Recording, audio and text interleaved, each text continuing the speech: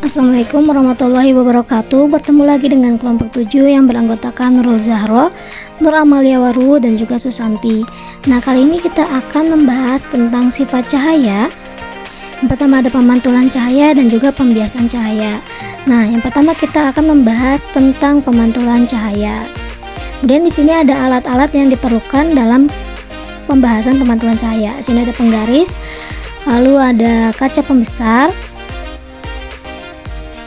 ada celah cahaya, ada lilin, ada senter dan laser, kemudian ada kertas HPS, cermin datar. Di sini ada lensa cekung, ada busur, dan juga ada sendok sebagai pengganti cermin cekung. Lalu pada praktek pertama, susunlah lampu senter dan celah cahaya seperti pada gambar. Kemudian nyalakan lampu senter dan amati dengan baik jalannya berkas cahaya pada saat sebelum dan sesudah mengenai cermin datar.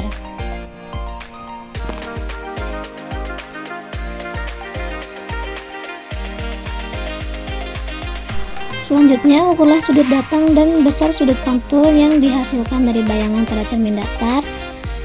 Dan yang keempat, letakkan sebuah benda, di sini ada korek, pada cermin datar dan amati bayangannya selama benda itu digeser-geserkan di depan cermin datar. Kemudian catatlah bagaimana sifat-sifat bayangan yang dibentuk pada cermin datar. Kesimpulan yang diperoleh yaitu cermin datar merupakan cermin yang bentuk permukaannya datar. Cermin ini akan memantulkan berkas-berkas yang sejajar dengan cahaya yang datang. Sifat bayangan pada cermin ini adalah tegak, maya, dan sama besar. Selanjutnya pemantulan cahaya pada cermin cembung. Yang pertama, susunlah alat seperti pada di gambar.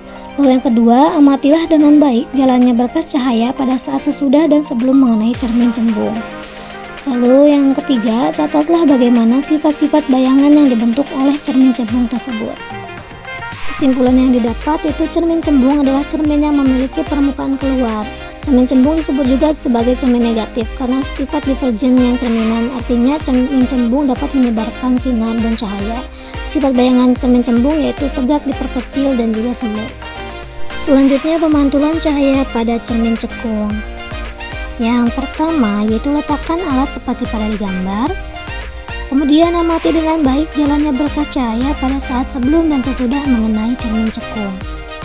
Kemudian catatlah bagaimana sifat-sifat bayangan yang dibentuk oleh cermin cekung.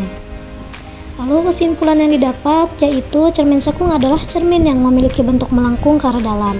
Cermin cekung ini tidak menghasilkan bayangan sejajar. Proses pemantulan cahayanya pun terjadi saat cahaya yang dipantulkan mendekati titik fokus cermin. Lalu percobaan kedua yaitu pembiasan cahaya. Di sini kita susunlah alat seperti pada di gambar. Kemudian nyalakan lampu senter dan amati dengan baik jalannya berkas sinar pada saat sebelum dan sesudah menembus botol yang berisi air. Gambarkanlah jalannya berkas sinar tersebut sehingga tampak sudut datang dan sudut biasnya. Kemudian ukur sudut datang dan sudut bias tersebut. Kemudian pergunakanlah lensa cembung untuk mengamati sebuah buku dengan jarak yang relatif dekat. Kemudian geserkan lensa menjauhi huruf untuk melihat apakah bayangan huruf menjadi kabur, besar, atau tidak tampak. Kemudian ukur jarak huruf ke lensa dan catat bagaimana sifat-sifat bayangan yang dibentuk oleh lensa cembung tersebut.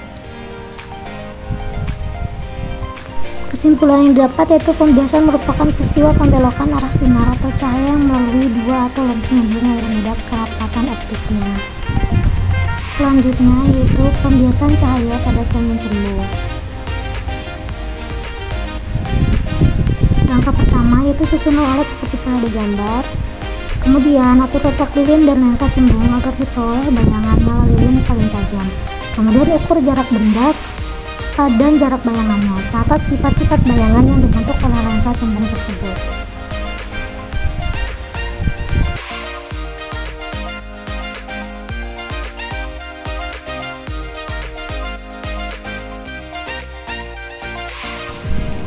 Lalu gunakan lensa cekung untuk mengamati huruf pada buku. Kemudian geserkan lensa menjauhi huruf tersebut. Catatlah bagaimana sifat-sifat yang dibentuk oleh lensa cekung tersebut. Kesimpulan yang didapat yaitu cahaya yang jatuh pada lensa cembung akan mengalami pembiasan. Berkas-berkas sinar datang akan dibiaskan sehingga berkas-berkas sinar biasnya mengumpul. Nah, sekian pembahasan dari sifat-sifat cahaya dari kelompok 7. Kurang lebihnya mohon maaf, semoga bermanfaat. Terima kasih.